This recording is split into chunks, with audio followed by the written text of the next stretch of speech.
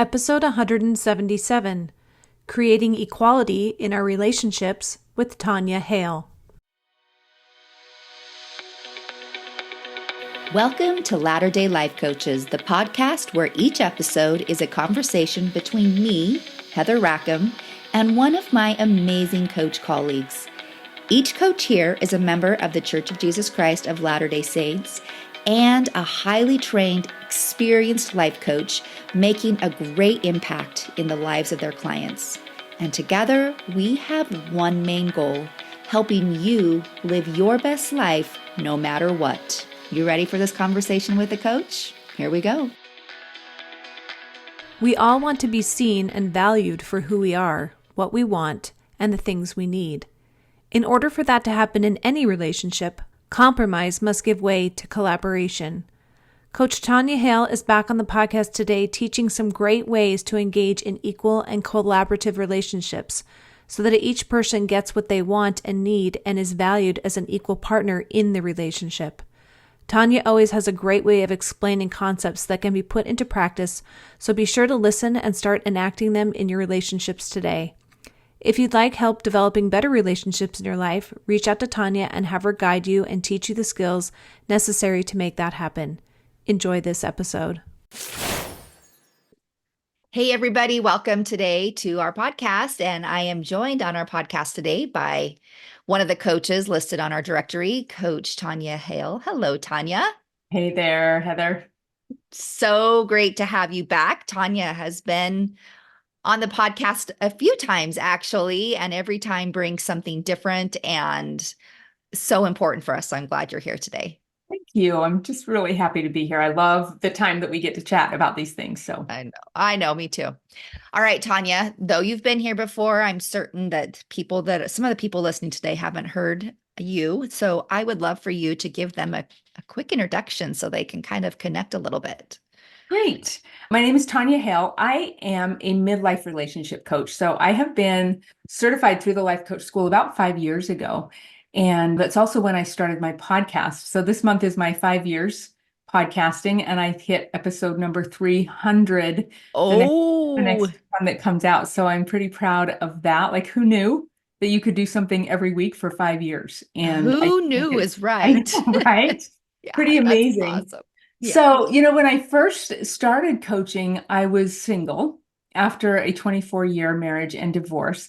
And I did a lot of divorce coaching, which I really loved and which I still really love. And I still do a lot of divorce coaching. But I hit a point where about 5 years after my divorce, that I said, maybe I think I am ready to have a relationship. It took me a long time to get to that point and to clean up a lot of my stuff after my own divorce and to start figuring out where I had been so dysfunctional in my previous marriage and what had happened. And I was figuring that out and learning stuff. And I was like, okay, I'm going to start applying this into my dating world. And I started to do that and had some incredible experiences learning a lot about relationships using the tools that we teach as coaches and understanding these things. And I was able to apply those to dating and refine a lot of things. And then about 2.5 years ago, I met my now husband, and we stepped into dating with these tools and just found something pretty magical. And we got married 2 years ago this month, actually, as well. So this is a double anniversary for me. And we've been married 2 years. And as we have applied these tools, we have really been able to create something that I think a lot of people really struggle to create. Mm-hmm. And so now I don't market myself so much as a divorce coach as I do a midlife relationship coach. And I think that does include people who have gone through the divorce process and people who haven't. I do work with a lot of clients who say, I don't want to get divorced, but oh my gosh, this marriage, I don't know how to fix it. I don't know what's going on here. And I think my unique perspective of having gone through a very challenging 24-year marriage, really working hard and focused effort to clean up that and figure out what had gone wrong and what role I played in that and all of that. And now being able to apply these into a marriage situation gives me a really unique perspective as to what we can do in our relationship, what really needs to be cleaned up for us to show up and to really be this equal partner that is necessary for us to have strong, happy, successful relationships. And I'm really passionate about it because of what I've been able to create in my life and what I see my clients being able to clean up and create in their own lives as they really start stepping into equal partnership, getting out of this one up, one down thinking that we all tend to get into so easily, and step into equal partnership. And it's a brilliant place to be. And I love the work I do so much. And I'm always so glad to share tools and concepts like I get to do today. So Well, you can feel your enthusiasm. I have to say, though, how brave it is for you to be able to say, I took a look at my own dysfunction, the things that I needed to clean up. And that's a hard thing for people to do, and something that a lot of people don't ever do. right. And I don't know. I just wanted to, I don't know if it's not a pat on the back, but it's just showing, it's just like being brave. Being brave can do so much. And you can't really have the transformation that it sounds like you've had unless you're willing to do that part. 100% agree. I teach my clients all the time when they come to me after divorce. I get them in all stages of divorce, but my clients that come afterwards and they're like, what do I do next? I'm like, let's figure out what role you played in Mm-hmm. the dysfunction of your marriage and in the demise of your marriage. And let's start cleaning that up, because I think we have to see that. I think second marriages have a 67% divorce rate, which is pretty crazy when you think about it. But I think a lot of people think, well, if I just get a different spouse, Yeah. then it will be different. But an analogy that I use often with my clients is, if I'm driving a car to work every day and I'm driving the same road and that car starts overheating, I can't all of a sudden say, oh, well, okay, so I'm going to take this different road to work and then my car won't overheat. My car is still going to overheat because the road is not the problem. The problem is the car. And Mm-hmm. until I fix the car, it is still going to overheat. So I think a lot of people get in second marriages and they rush into them thinking this will make me feel better. This will solve all the problems, but they're still overheating. Mm-hmm. And because we're taking the same car, we're just driving it on a different road. And so until we fix the overheating, until we see our own dysfunctions and see our own patterns of behavior that have added to that. And I get some pushback from people sometimes who are like, but what if my husband's the one that had the affair? I'm like, well, okay, you're like it, or he was the one who was a narcissist or whatever. I'm like, okay, fine. But I want you to realize that even if he was 99% the dysfunction in the marriage, you learn to respond in very dysfunctional ways. And those dysfunctional response patterns that you created, you will then take into your next marriage, and that will cause problems. And so, I mean, we can't say that one person was 99% and the other was one. Like, we can't divide that up. Right. But we have to recognize that we were part of the problem at some level, even if it was just our responses that were not 100% healthy. And none of us are ever going to be 100% healthy in all of Oh, this, because it's convoluted and complex, and and so we have to understand our own place. And that's a huge part after divorce of healing and moving forward. And if you're interested in another relationship, you got to clean up stuff before you get in that next relationship. Otherwise, you just create the same dysfunctional patterns that are going to create to the same kind of situation for you. yeah. I would dare say, and I don't know, you might know this better than me, but I would bet that most people think that the other person was most of the problem. Mhm.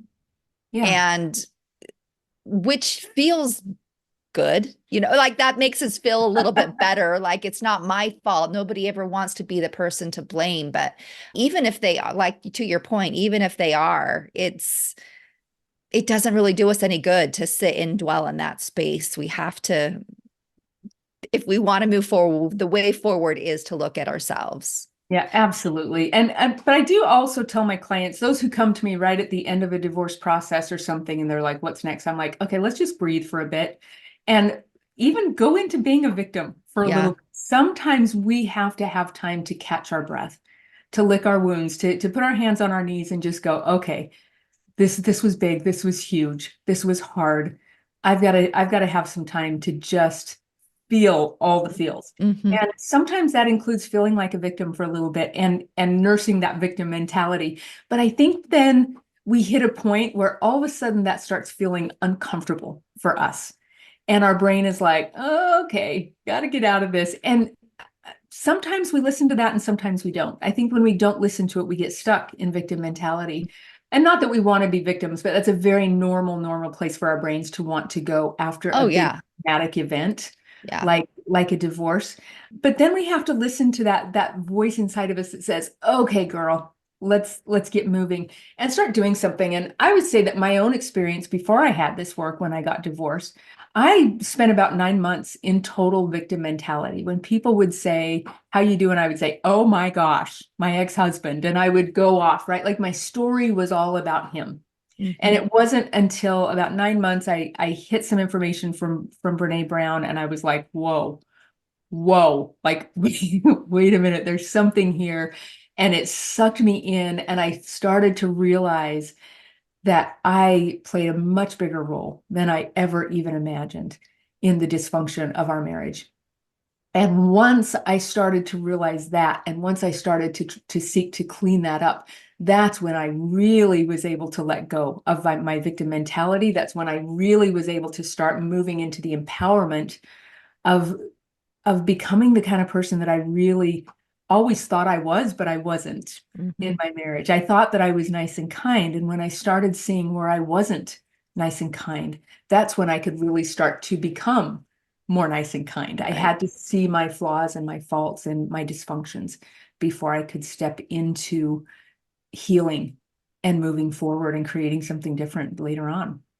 Yeah, and I think mistakenly people think that if they point out or look at their mistakes or their flaws, that that's not being kind to themselves, that they think that they, that it doesn't feel good, so it's not, we better just avoid it because it doesn't feel, it doesn't feel good. Yeah. But that's actually the kind piece, right? Like being honest is kind. And so Yeah.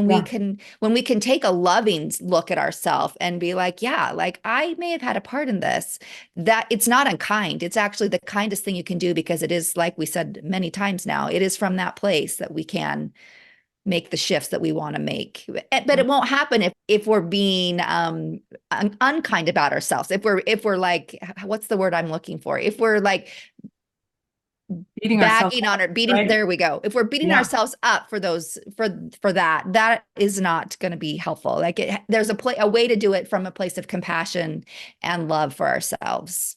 I 100% agree. I think the unkind thing isn't seeing our flaws. Yeah. I think the unkind piece is beating ourselves up for being a human who has flaws. Yes. Yes. Thank And you for saying that. the Much much better more, than I did. well, I had while you were talking to formulate that in I my was head, like, right? wait, So, trying to say something here.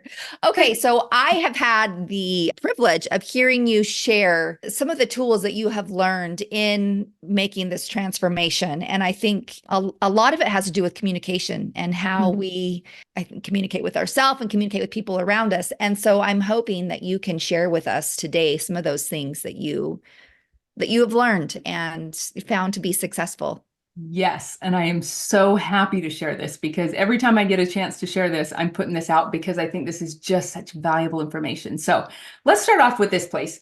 I think we have to we're going to use a marriage relationship as the context for our discussion today. Now, this could apply to a lot of different places, but let's use a marriage for our context. It is so vital that we learn to have an equal partnership. Now, I think most of us have a very strong tendency to move in a one down or a one up position, oftentimes in our relationships. And that comes from a lot of different things. I think, for me, being raised mostly in the 70s and 80s, there was a lot of societal chatter and a lot of church chatter about my role as a woman and as a woman. And I always felt like men were just a little bit more important than women back in the 70s and 80s, Mhm. from the young women's lesson that said you and your husband will have conversations and discuss things, and then your husband will make the final choice. Mhm. And that was taught to me in a young women's lesson. The fact that the boys could do anything, from snow skiing to snowmobiling to going swimming, all in the name of scouting. And we as girls couldn't travel more than 20 miles, and we learned how to crochet and how to, sew clothes, right? Like those were the things that I always just said, you know what, you are just a little bit less important in my mind anyway. And I don't Mm-hmm. think that was what was meant, but that's how my brain interpreted. And also conditioning that it's our job as women to make everything okay so that we don't have contention in our house, that our children's exaltation really rests on me as a mother and me teaching, because motherhood is my greatest calling. It's the biggest and best thing that I can do in this world. And like all of that just kind of adds up to tell me that I'm not supposed to, as a woman, or this is what I interpreted it as, that I wasn't supposed to have wants and needs, Mm-hmm. that everybody else's wants and needs were supposed to come before mine.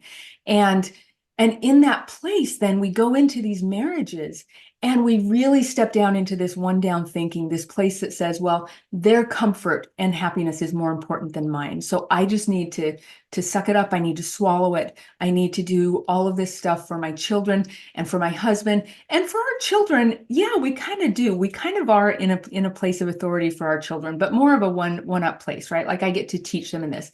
But when we look at our marriages, so many of us step into that place in a one down position that says, my job is to support him in his job. My job is to make sure that all things are calm, to make sure that I don't pick fights, to make sure all this stuff. But what I found myself doing in my previous marriage was I would go in this one down place, like, I have to do all this stuff. This is my job. This is what I'm supposed to do. I'm supposed to set my career aside and I'm supposed to do all this stuff. But then I would simultaneously flip into a one-up, self-righteous position that says, oh, look at all this stuff I'm doing for you. And look how much better I am than you. Look how much more righteous that I am than you. And it's my job to make sure that you're doing your home teaching. And it's my job to make sure. And so I was constantly flipping between this one down and one up space. And all that does is create resentment and contempt. When I'm in that one down space, resentment, as long as the day is long, right? As big as the day is long, however that phrase goes. So much Uh-huh. resentment for not being seen, not being heard, even though I was the one not standing up or speaking up, but so much resentment. But when I get in that one up position, all I do is create contempt. This, I'm better than you are wrong, you're not as good as me. We start treating them as a child, we start thinking of them as a child in our brains, and that just creates contempt. And if I'm in contempt or if I'm in resentment, I am doing nothing helpful for a relationship. And so the trick is, how do we get into the space between there that is the equal partnership place? And this is the space where, with a lot of my clients, when we're doing this work, I'll say, okay, so now what would that situation look like as an equal partner? And most of them are like, I have no idea. I don't even know what Yeah. it looks like. A client this morning said that exact same thing. I don't even know what equal would look like. How do I do that? How do I step into equal? And that's a huge problem, because I think it's fascinating that so much of the church is like families, families, families, families. And then there's been this undercurrent over these years that says, but don't show up as equal partner. Like, you Mm-hmm. sacrificed yourself to make your husband feel good or build his ego or whatever else messages we were getting, which is going to automatically break down the relationship between the husband and the wife, Yeah. because we cannot have a good, strong relationship if we are not coming at it as equals. If I do not see that my wants and needs matter as much as his, not more so, but also not less than. They both matter the same. And so learning, for me, um, when I started dating and moving into the first years of this marriage, learning how to ask for what I wanted and needed was a challenge for me. Learning how to see that my wants and needs mattered as much as his. Mm-hmm. That was a difficult adjustment to make. And I think a lot of us as women from our generation, like, I'm 56, I think a lot of us really struggle with this idea of, I matter as much. We can see ourselves as kind of close, but I think there's always this little bit of hesitancy there, but we have to step into equality. Mm-hmm. So, I love those, like that going from one up and that one down position. I love how you described that it just that you flowed between those two things, because that really, well, first of all, really resonated with me because I really see that in my past. And I think something that's common for a lot of people, and I at least was common in my story, is I went from when I learned that I didn't have to like be solely dependent upon them to manage my emotions or whatever. I went to this very independent place of I can do this on my own, and I am the one that gets to decide how I feel, and I get to do all the things. And that felt really good for a while. And then I was like, but wait, why am I in a relationship then? If I can do all this on my own and make myself happy, I don't even need him. Yeah. And so it's learning. I think that equal ground you're talking about is that place of learning how to be in a relationship, but also still be true to yourself. And Mhm. I think that's, I mean, that phrase is commonly called differentiation, right? Like that's Right. like learning to be a differentiated person in a relationship. And it's a really important piece. Yeah. And I think most of us, like just like so many of my clients, were just like, okay, so I get the one up, one down, but Yeah. what does equal look like? Yeah. And so I want to talk about just a few ways that we can really kind of start stepping into that place. So the first analogy I want to give is if you're struggling in your relationship, trying to figure out what does equal look like, I want you to take yourself out of the relationship and I want you to imagine yourself in a 50-50 business partnership, not with your spouse, but with somebody else. And if you had something to talk about in that business relationship, how would you approach it? Like if you had something that you wanted to spend $3,000 on in that business, you're not going to come up and say, I think that this might be a really, I don't know. Like, I think I want to spend this money, but I'm kind of, and you also wouldn't come in and say, hey, I'm spending this money. Like, this is what's Mhm. going on. And sometimes in our marriages, we feel like we have to come in from either that one up or that one down space. But in a business partnership, I would come in and I would say, hey, I found this training. I think it would be really, really good for our business. And I would be willing to go, it's this time. This is what it's going to teach. This is how I think it's going to help our business. This is what I think is going to be helpful. This is how much it is. Tell me your thoughts about it. What do you think about this? What questions do you have? And when we put it in a business context, we're able to go, okay, that would make sense, right? If we're 50-50 business partners, that's how I would do it. So how then do we do this in our marriages? Like the exact same way. Like if we're talking about money, my right to spend $3,000 in the marriage is just as valid as his right to spend $3,000. So we don't approach it from this place of, oh, like I'm just asking for something. But we also don't approach it from this place that says, hey, you spent this money on this and now I get to spend this money here, right? We approach it from this place that says, hey, listen, this is a decision we make together, but let me talk to you about it. Let me tell you all the reasons why I think it would be great. Let's put all the pieces out on the table. And then he can put all his pieces out on the table of why he thinks it would be a good idea, or what questions he has, or why he thinks now may not be a good time or whatever. And then I love this idea, like we oftentimes think about like this analogy I'm using, putting things on the table. We often see ourselves in our mind's eye as sitting on opposite sides of the table. Mhm. It's you against me. It's my idea against your idea. Like we're fighting Yeah. against each other. And I like to look at that as compromise. Because when I find myself going into compromise, somebody's winning, somebody's losing, straight back into one up, one down. Somebody gets everything they want and somebody doesn't. So I love the idea of, okay, we're sitting there, but we're going to scooch our little butts around the table and we're going to sit cheek to cheek. And we're going to look at all this stuff we put on the table and we're going to say, okay, how can we accomplish as much of what's on the table as possible? How can you get what you want and I get what I want? And how can we make it work? How can we figure this out? And that's a place of collaboration. And I love to talk to my clients about collaboration rather than compromise. Like we are a team, we are equals, we are working together. I am just as invested in my husband's getting what he wants and feeling heard and feeling seen as he is for me. And when we approach this from the fact that both of our wants and needs are valid, both matter, not just mine, then we can move into this space of equality, this space of collaboration that says we are equal. Both of our wants and needs matter the same. Mm-hmm. And I think that that is a concept that many of us have not really tapped into. I think a lot of people do that swing, right? Like we go from thinking that we're less than, and then when we go, wait a minute, I'm not, we do that exact swing that you were talking about, clear to the other side that says, okay, now I'm going to get everything I want.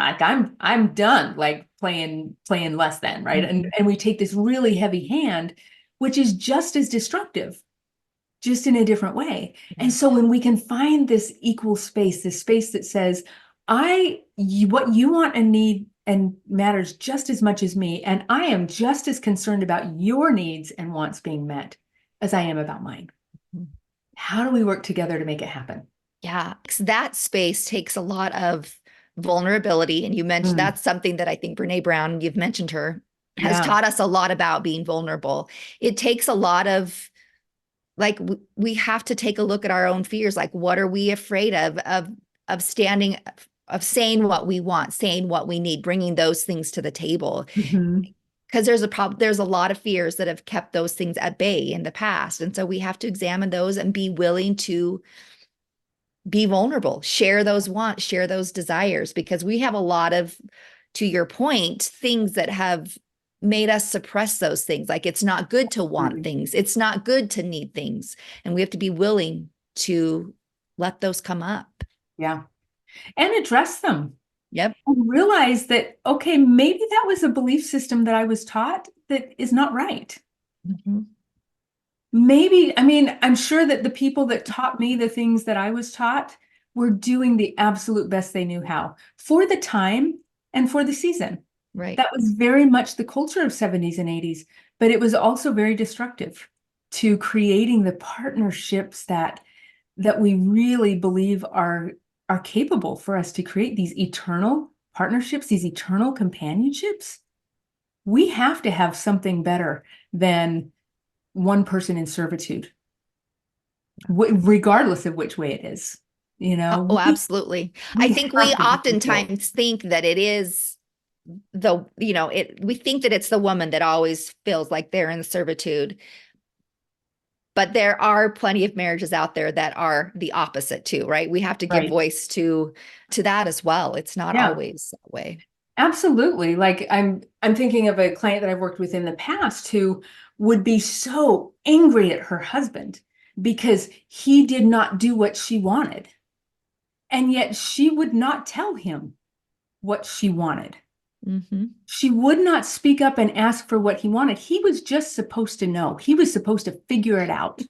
And yet she was so angry. And I was like, listen, girl, you have got to be vulnerable enough to ask for what you want and what you need and put it on the table, because you can't expect him to read your mind. And that was such a that was such a good example of her being one down and one up at the same time.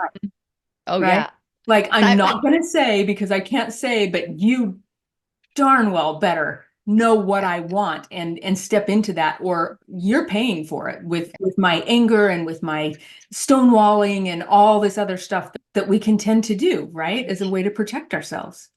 I'm laughing only because, I've been that person. I don't want to have to ask you. I want you to know what I want you to do, right? It's like, it's so silly. And why should we expect that they know what we want them to do when half the time we have no clue what we want? Right. And anyway, so it's a fun little game that we play. Yeah.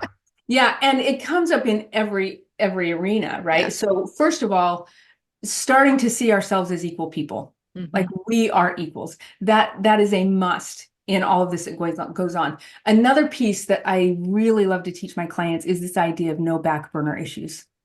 Like, and I know I get a lot of people who are like, whoa, wait a minute. Like, back burner issues means if there's anything that's frustrating or irritating or unnerving to me, it has to be part of the conversation.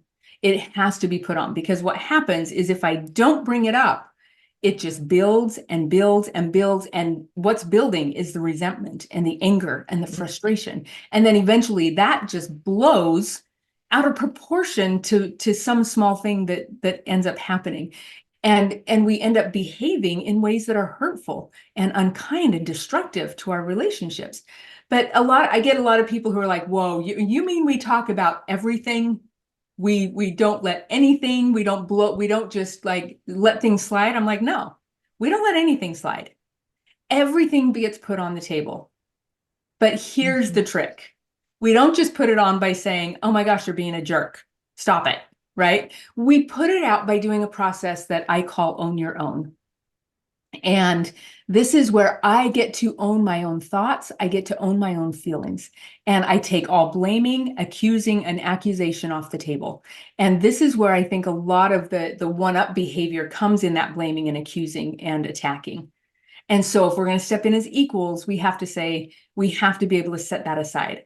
So own your own is a sentence statement that I teach my clients, which says when, and then we're just going to name the circumstance, the factual circumstance. When this happens, I feel, name a one-word emotion, because I'm thinking, what are my thoughts that are creating that emotion? So this takes us back to that thought model that I know gets talked about quite often here on the podcast, because it's a life coach school training that we do. So let me give you a couple of examples.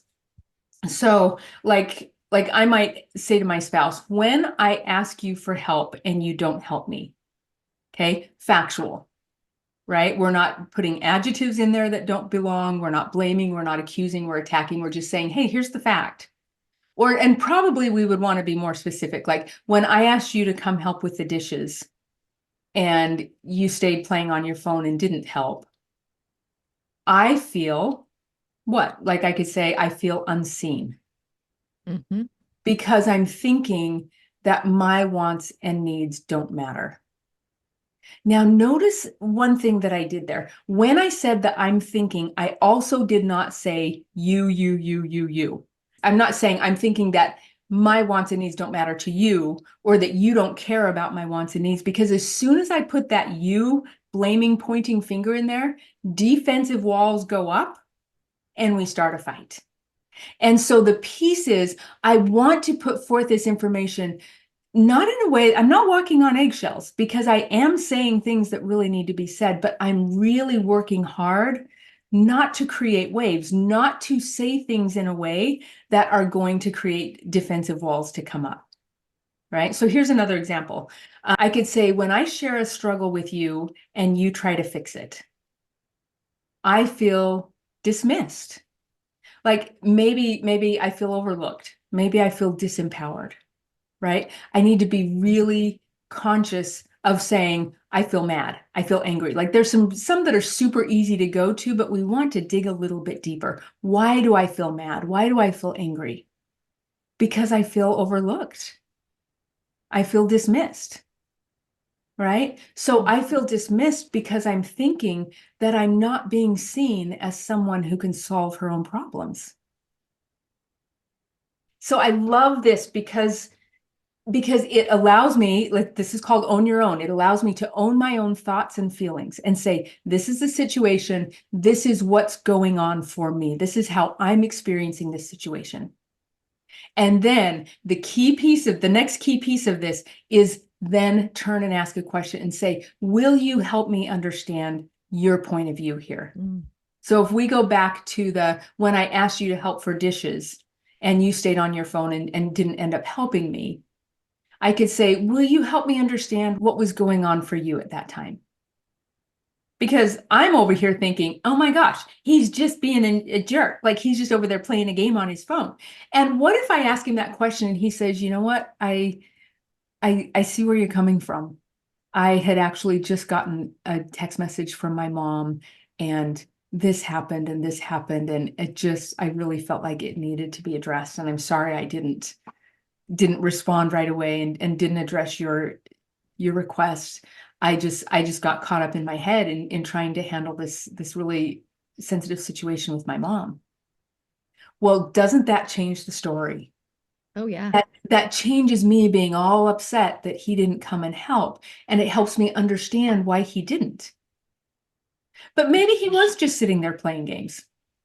But it gives him an opportunity to say, oh gosh, you know what? You're totally right. I just got completely distracted and that's not okay. Yeah. Right. And then we can open up this beautiful conversation as long as we keep the blaming, accusing, attacking at bay and just say, it's really hard for me when that happens because I feel like I want a partner. And it's at those times that I don't feel like I have a partner. Notice again, we're not saying you're not showing up as a partner. We're saying, I don't feel. We're just really owning it for ourselves. And then saying, what are your thoughts on that?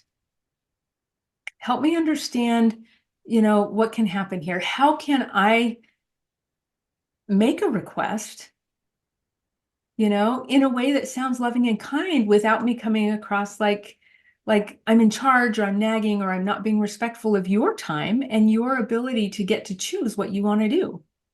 Like, what's a better way I can do that? I want to respect your time. And I get that you like to play that game on your phone. But I also would like to be able to make these requests. What's a way that I can do that? How can we resolve this? Notice we're moving our butts around the table, sitting cheek to cheek and saying, how can we do this? You like to play games on your phone. I get that. And you get to do that if you want. I also get to ask, for you to partner up with me in doing something like cleaning up after dinner or going for a walk with me after dinner or whatever. Like, how can we work this out? And this is the space that we're going for. Let's just treat each other like equals. Let's figure out what that looks like. And let's approach it from a place of equality rather than a place of, I'm your mother and you need to do what I say. Or I just have to swallow it all and sit over here and fume that I'm not getting help. So. Oh, so true and so good. And I see myself in so many of those statements, which is actually that place that I used to be is what led me on this journey that I have been on in life coaching and brought me here. So anyway, I think it's awesome. The other thing that I love about the own your own is that I don't know about you, but I'm really good at like stewing over like the issue over and over. Like I can ruminate on it forever. And if I spend my time trying to, like, I know I'm going to need to take a couple minutes to figure out in my head what I would say in that own your own statement, right? And so I think what happens if you spend your time thinking about that, you're not ruminating on them and all of the stuff that's making you feel that way, but you're bringing it in. And so it kind of naturally just kind of dissolves any, some of the tension that might be there. Not all of it, but it kind of keeps you from going into that space of rumination over and over again. You're able to just look at yourself rather than point the fingers. So I think it is brilliant on multiple levels. Yeah. And that is such a good point, Heather, that you bring up, because that's exactly part of what it does is when I have to slow down enough to say, okay, how can I talk about this situation by owning my own? I either present it really clean and beautiful, or sometimes I even go, oh, this isn't a him issue. This is a me issue. Yeah. This isn't even anything I need to bring up. Now, I might bring it up in the future because guess what? Part of my job as an equal partner is to be known. And so I might say, you know what, when this situation happened, I saw my brain going to this place of wanting to blame you and wanting to do this. And, and then I realized that that didn't have anything to do with you, that was my own thoughts, my own insecurities that were showing up there.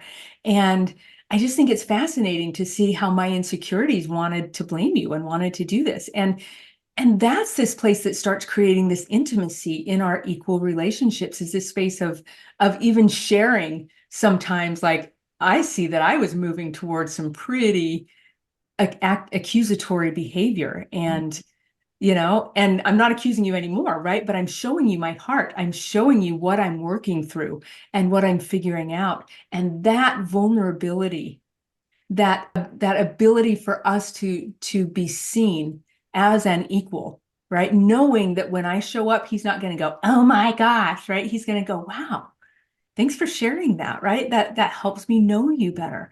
And it helps me know that you are working to show up to be a better spouse in this marriage, to be a better person, and so we really just start creating this space of equalness that says, I've got you. And I see you for who you are. I see you for your struggles. I see you for a person who gets to make whatever choices you want, but help me understand them. Let me ask questions so that I understand better where you're coming from. Let me share with you where I'm coming from. And then let's move into collaboration. Let's figure out how we can both be treated like adults and both show up as adults and be equal partners here. Because that's what we want. We want the connection. We Yeah. want the progression together. And the best way to do that is ultimately is to move into this place of adulthood on, Yeah. in so many levels. And a lot of us, we struggle to get there, but Yeah. it's so possible. Well, most of us have never had this modeled for us in Right. any form. We don't Right. see it in movies. We don't see it in TV. We don't read it in books. We don't see it in our friends' parents' marriage. We didn't see it in our parents' marriage, most of us. I think Yeah. some people did, but most of us did not see this. Yeah. And so it's not our primitive brain's go-to. Our primitive brain's go-to is to go to one up or one down. So we really have to do a lot of reprogramming of our brain to be able to slow this down. And this is where coaching can be so helpful, because I know when I'm working with my clients and I'm like, okay, is that one up or one down behavior? They're like, whoa, what? That was one up or one down behavior? And I'm like, yeah, which one was it? Like, let's look at it. Mhm. And when they can start seeing their behavior for what it is, then they're blown away, usually, like, oh, I had no idea I was being this heavy-handed, or I had no idea I was being this submissive. Mhm. And when they can start seeing it and become aware of it, then they can start readjusting and saying, okay, what would equal look like?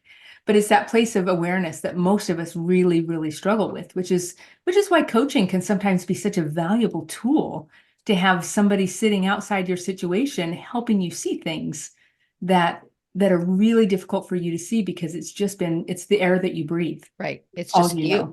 Yeah, for Yeah. sure. Oh, so fascinating. I love this today. Thank you. As we wind up, I'm sure there's so many things you could continue to share us, but For I days. also know you will come back and share more with us. But before we leave, can you share with people where they can find more of you so they can get all of this goodness? Absolutely. The best place to find me is my podcast. My podcast is called Intentional Living with Tanya Hale. Like I said earlier, I'm just recording podcast number 300 Mm, this month. So I have a lot of content out there, and all of this is on there. It's all free on the yeah. podcast. You can just access all of it and listen to your heart's content and just find all the information that you want. And so that's the best place to find it. And I teach all of these tools right there on the podcast as well. So check out the Awesome. podcast, Intentional Living with Tanya Hale. That's for sure. I do have a website, tanyahale.com, where you can sign up for a free consult if you're interested. And right now I'm doing 90-minute consults. I used to just do 30 minutes, and finally I was like, you know what? I just don't feel like I'm being of service. I don't think I'm helping. And Mm, so 90 minutes really gives me a chance to work with my clients and to coach them pretty significantly on whatever they're struggling with, so that they can have a really good idea what coaching feels like and looks like and sounds like, and they can experience what a really good, powerful coaching session is like. mhm. And I think that that's just so important. And I have people that sign up after that, and I have people that don't sign up to work with me one-on-one after that. But even those that don't sign up, I always just away going, that was brilliant. Like, I'm so glad to give them that information, because that's going to change the trajectory of where they're at. And so you can sign up for a free 90-minute consult on my website. And I am on Facebook and Instagram under Tanya Hale LES Life Coaching. And so you can find me there. Awesome. And happy to be found. Well, we will link to all that in the show notes and make it Thank really you. easy for people to find you. And yeah, I have to add my amen to the power of the things you've taught today, and to the what can happen in a relationship when we make some subtle, I mean, these might sound subtle, these might sound huge, these things that you've taught today, but amazing things happen when we are willing to to take a look at it and really apply it in our lives. Like I think for me, my marriage is unrecognizable from where it was years ago. And I'm so grateful for that. So Yeah. And if I can just, one last thing, I've had the experience of a difficult marriage that ended in divorce, and applying these tools. And my husband and I are dogmatic about applying the tools that I teach on my podcast and these tools and really putting them into action. And I cannot express the difference that this makes. And it was hard for me to learn how to ask for what I wanted and to learn how to show up as an equal person. It was terrifying.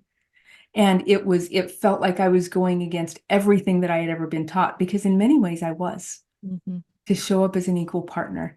But I will tell you now, there's no way that I would keep something on the back burner, because I've seen that when everything is clean, how easy this relationship can be, and how fulfilling it can be to have somebody who knows all the things about me and for whom we show up with 100% respect of the other person and wanting to make sure that their wants and needs matter just as much as ours.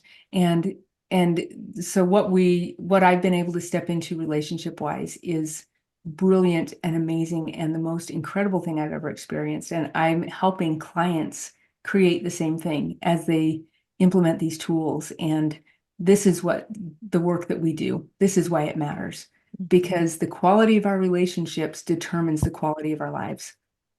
And this matters. So, and it does work. So yeah. Anyway. Awesome.